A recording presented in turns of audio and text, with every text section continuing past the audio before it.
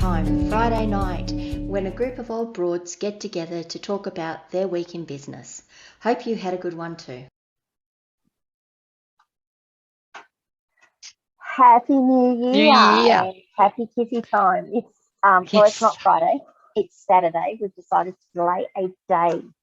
So it is Saturday, the 31st of December 2022. As you can see, I'm sitting here. You can't see the rain behind me, but it has been raining here. And I'm probably 1.5 chippies into chippy time at this point. 1.5 gins to the wind. 1.5 gins to the wind. That sounds like a very good. It sounds very elegant, I always think. Yeah, rather than sloz. No. No. Dear. So we've been just been having a chat before we started recording, and having a talk about what we've achieved and where we've been, and the realisation came in that I've been home 11 months. That is home back to Australia for 11 months. You've been home for how long? 9 months. 9 months. So I touched base 7th, 8th, 9th March. Yeah, I think I got home on the 5th of January or the 6th of January. Yeah. My calendar. I don't know. All the days just meld into one. I just can't believe it's 9 months, and I just look at it and think, my gosh, that's just gone so awesome, well, so quick, just so very quick. It really has, hasn't it? But I think the biggest realisation for the two of us is just how much we've each achieved in the time we've been home.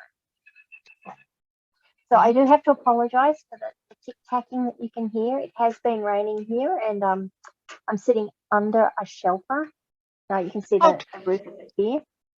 Tell the truth. The bats are sitting up in the trees throwing honky nuts at your roof. No, the bats aren't out yet. It might just be birds. They do. I have a vision of May Gibbs and the gumnut baby sitting up on the fork of the tree going ping, ping. I think you might well be right.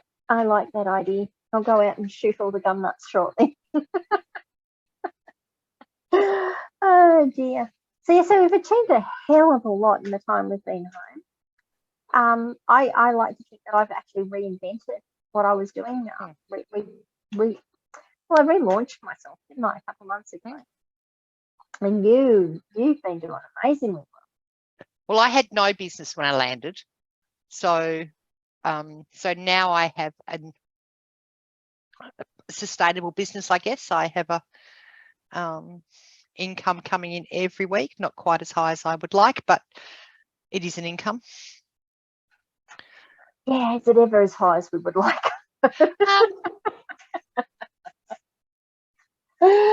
No, I get it. No, I totally get it. And you started from scratch. I mean, at least when I landed, I still had stuff because I've been working all that time. Because I had my Australian company, so the Australian company was taking the money and paying me my wage for not being in the country, because I was a remote worker.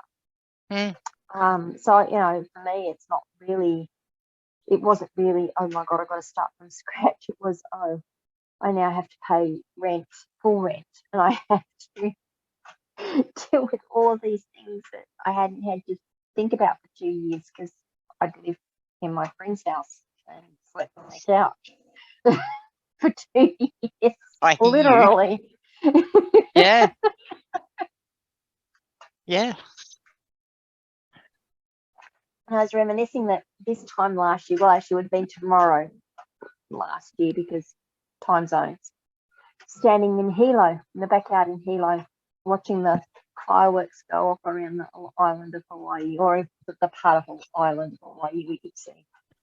I was in Hull and it was freezing cold, and we had the fireworks, and Damien dragged me out and he said, Mum, he said, we need to watch the fireworks because I don't know how long before we'll get to watch them again together. It was like, it was, so nice. So we watched all the fireworks, and of course in Hull, fireworks, you buy your own fireworks. So everyone sets. In Hawaii, even though they're illegal, everyone buys their own fireworks. But it's not something we do in Australia because, you know, like we tend to set fire to stuff in the New Year. Like, well, that's part of it. Yeah. Yeah. I mean, they've been contraband illegal here, but I don't remember. No, I don't either. So to me, it was a whole new thing for people to have fireworks next door and over the road. And it was all, I'm sure they all got together and thought about it because no one's went off together and they all waited patiently. And we had like, I don't know, 45 minutes of fireworks because everyone just waited. Fantastic. And it was just super. Just super. That sounds great. I'm sure I've still got the videos from last year. I'll have to pull them up.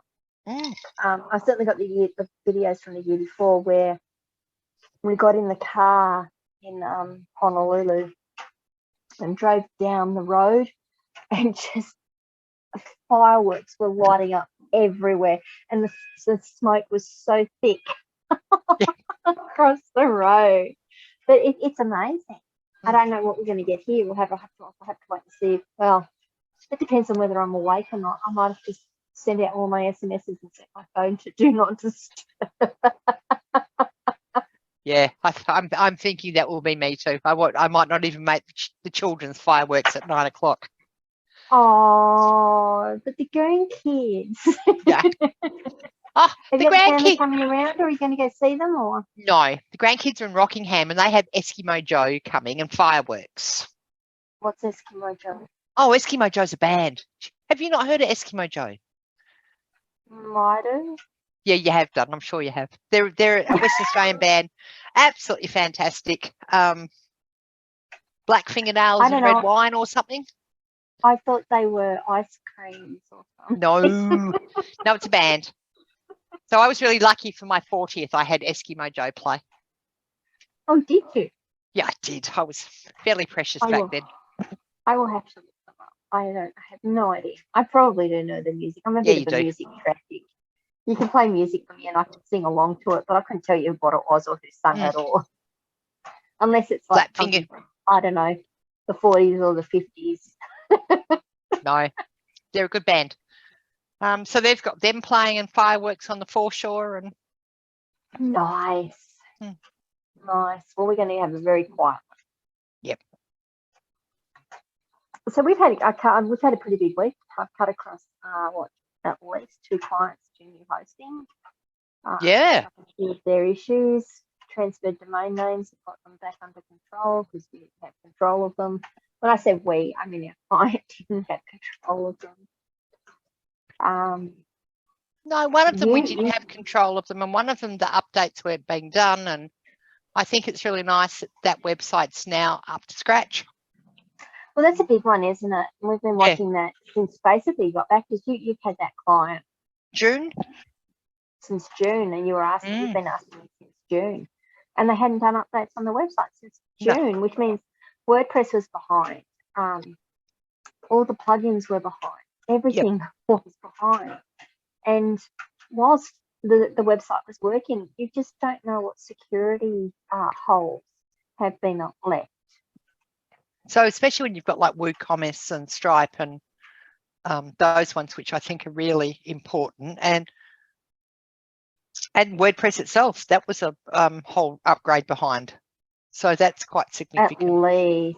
At least. I mean, we're up to 6.11 and that was June, so that would have been 5.9.3 or 4. I think you're right, yeah. I mean, it was a long way behind. So it's really nice when you get everything up to date. You go, it's shiny and it's bright and it's so and it looks good and it's nice and quick, and let's start selling. Quick. Gee, it was quick. I was so surprised. And I think it's really nice when we send out the updates too. And this will be her first email that she's received to us saying that her updates are actually done. Yeah, and that's actually something to take a lot of pride in, isn't it? Was actually having a process where we let here it goes again, where we let our clients know that we've done their updates and that they're all in hand and that we've checked things. So if they've got problems, they know that. Well, and problems can occur that we don't pick up. That's just part of it. And it's nice that we can say that so that when they go, oh, you did updates, can you check this out and make sure it wasn't part of the update? that did it, or is it something else that's broken? Mm. Because at least we have a stick in the ground. Yeah, stick in the sand. We do. Yeah, to work on. And I think keeping the updates updated and the WordPress sites updated, it's got less chance of falling over. Well, yes, it's got less chance of falling over. It also has a reduced chance of a malicious attack being successful. Yeah. Because one of the things that happens is when a release is made, there are always bugs in a release. You just know there are. There are always exploits because you can't pick everything. That's got to be part of your management strategy. Mm. When they find these exploits or when they find these holes in security, they publish them and say, here's the fixes that we've made and here's the issues that they're forming. So people know that those exploits actually exist. They don't have to find them. They're there. They're published. They're published exploits. Mm. So if you're not updating, you're leaving yourself open to an attack, and an attack that will more than likely be successful. So yeah, so it's not just the security aspects of it. Yeah, sorry, it's not just you're behind. It's the security aspects of it. The other thing for someone like me who runs the hosting is when I update, because I keep the software underneath that, the PHP and the Apache and the MySQL up to date as well. And if you're not keeping your software up to date, there could be incompatibilities introduced and your site could stop working. And whilst, sometimes I'm happy to say, well, look, I'll just hold yours back a bit until we can get that resolved. It has to be resolved. This is not an indefinite thing. It's not something I can just leave in stasis, because your site getting hacked might, particularly if you're on a shared server, might impact other people's servers, websites. That's an interesting concept, isn't it? That it's not just your website that you're affecting. You may affect other people's. Correct. Absolutely. So yeah, so I'm very, very pleased that we've got her up to date. I think she's happy too. So good. Well, that's what we aim for. Well, no, I aim to delight.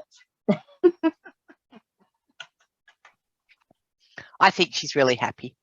And we've done a lot with her in the last 6 months. We've monthly newsletters, websites updated, and running quicker, I've noticed. That's good. I'm really, really pleased to hear that, because I do optimize my hosting to run WordPress. So I'm really, really pleased. And there's a couple of little things I employ that make it run better without adding any extra cost or impact to things, which is great. And I've got a heap of updates to put through tomorrow for her as well. So, oh, good. Well, we'll see how they run. Make sure they work. Nah, we'll be fine. That's great. So, and you've had a big week, because you were talking to one of our other clients, weren't you, about budgets and all sorts of things? Yep, getting budgets in place for the next 3 months so that we know what is coming out, and they have. I think it's like serious dollars that we're budgeting. Like every month, outgoings is around about the $25,000 a month. That's big. Yep. So that actually gives me an indication of how much they're taking in too. Yeah, and I think we've also I've had several conversations with guests as well that are saying how the price rise that we've given to cover what we're doing is not is significant enough that people are rethinking where they will take their holidays next year. Oh, that's really, really good, because we did take a bit of time to actually do some research on that, didn't we? And think about what it was we were going to do. Yep. So we put the prices up by, I think, about 3% across the board. And then we also updated so that we were doing more on weekends than normal. And I've spoken to people, other people in Western Australia about doing this, and they will quite happily tell me that that's been happening for years and years. And yet it's not been happening here. And the minute we do it, we have someone come back and say, well, I don't think we can afford to come next year. So it's a really interesting concept. Well, okay, so you can't afford to come next year, that's fine. Yeah, we're very, very sorry, and we really hope you find somewhere else that you can go and stay. Yeah. So good luck to you. But yeah, this is the cost of doing business, isn't it? So CPI you don't has run a been charity, do you? No, and the CPI this year has been up until now 8.1%. That's a humongous 8.1%. Annual rate? No, that's what I got off the Australian Bureau for Statistics the other day of what it's risen so far this year. So that's an astronomical amount. That's not an annual rate either. That's that's months. nine months. Yeah. Well, not even 9 months because we're not finished yet. Oh no, because we work fiscal year, don't we? We work July to June. So holy crap, that's yeah. So that's what they're saying so far. The CPI is. I spoke to my tax agent, and she said that, because my first thought was, well, we need to rise everything by 8.1, and she said no. She said there'll be buffers going in, and government help in different places to keep the prices down. But we do need to be aware that we have prices since June, 1st of July, have risen significantly. So wow, I'm going to go and have to look at that, because that's ABS. A lot. It is. So, like, if you look at, you've still got to do a CPI every year. You've got to keep up, otherwise, you end up subsidising people. And I'm not saying that we want to go out and gouge people, but we do need to make money, because if we don't make money, we won't be here next year to support you. We won't be here next year to offer you accommodation for your holiday. No. And we have to cover electricity and water and gas and shire rates and water rates and your insurance. Service, your admin, your support team. Yep. So if everything across there is rising, like, it's significant money. 8.1%. That's amazing. That's astounding. I'm going to be interested to see what that is adjusted across the financial year when we finally get there. But that's astounding. And that was CPI? Australian Bureau of Statistics, I got it from, CPI. Because wow, I think it puts it into perspective. Lots of people are struggling over here in WA, like power's gone up. Everything has gone up. So it makes you kind of, wages haven't gone up 8%. Of course not. Can you imagine the looks on people's face if we put our wages up 8%? Well, we're just covering CPI, people. Yeah. No. But in theory, like, we're all so I'm trying, I think, as we've talked about before, desperately to move down to Rockingham to be closer to my daughter who works for me and my grandkids, and just find some balance and equality in life. So there's some absolutely lovely units down there, but the units, like a 3-bedroom, 1-bathroom unit, are ranging from $380 to $580 a week. Yeah. I went and had a I know. I went and had a look at a 1-bedroom last week, I think it was, and it was $330 a week, and it was absolutely tiny. Like, it was tiny. And when I sort of kind of that was the one that there's just no room. You'd be working where you live. And I kind of looked at it and thought, even if I put my office under the stairs and called myself Harry Potter, it would be the whole there's no room to actually move from there to somewhere else. Like I think you would. There's no room to change your mind. No, none. No. So yeah, I know. So I'm not sure people actually realise I live on a golf course at the moment. I live with my dad, and we have a caravan, and I live in a tent in his annex. Now, I'm not saying that because, oh my God, I'm so hard off. I mean, this is a fantastic life. I absolutely adore it. It's wonderful. Yeah. But occasionally I will go and look at, oh, well, what would it cost us to get into a place? And we're looking $300 or $400, and this is in rural Queensland. Yeah.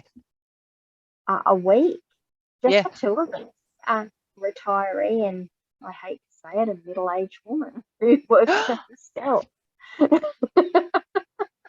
We're not exactly great prospects.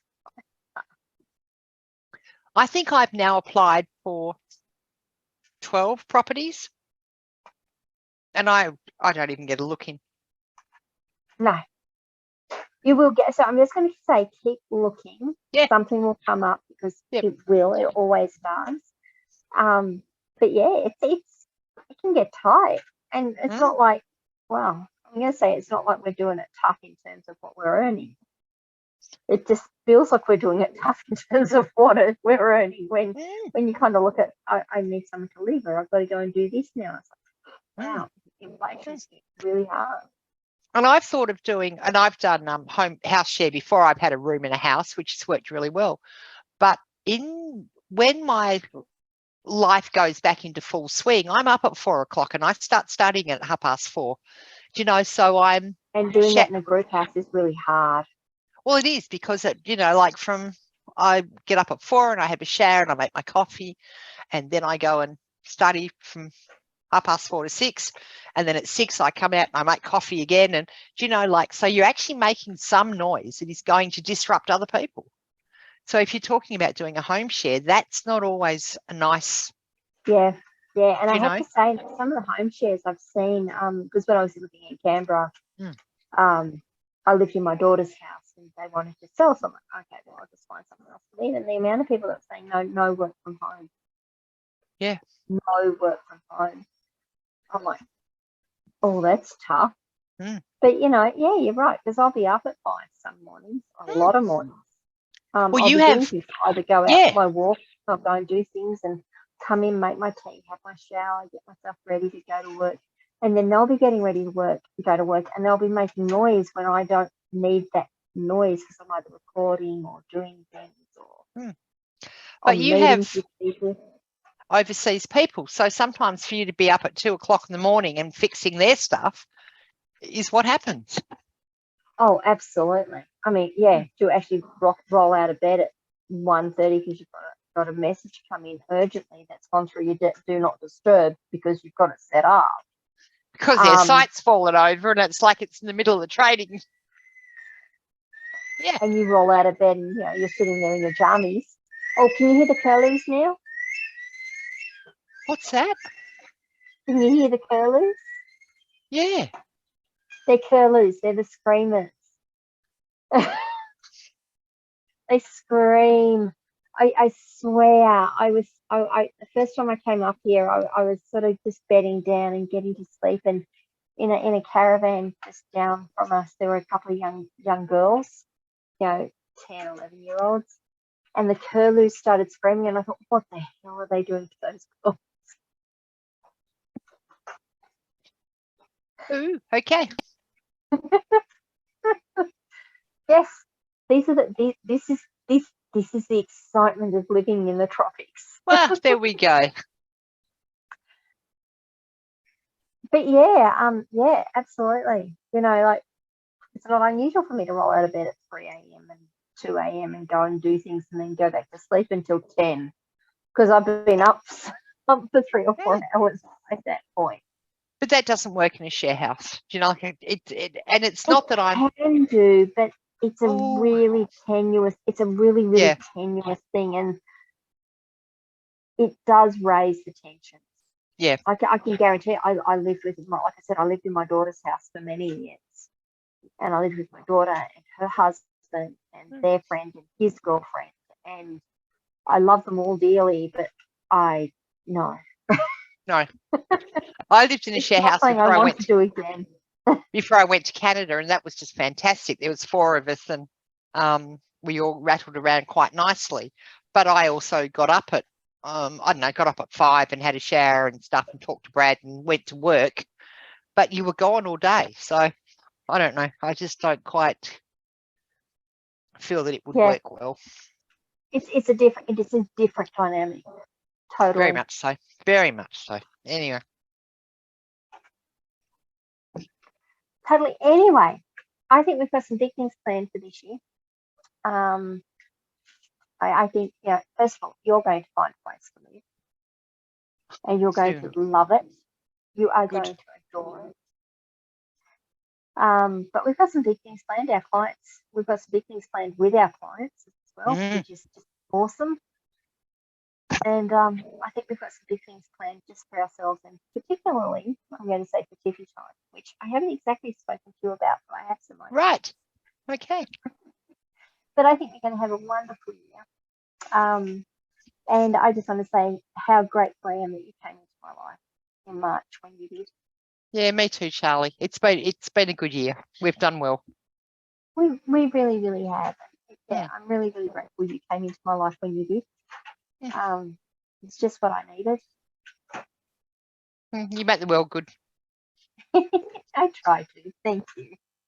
It's very nice to hear that, because that's something I do try to do. You do. You make my world good. So, I'm out of Jen.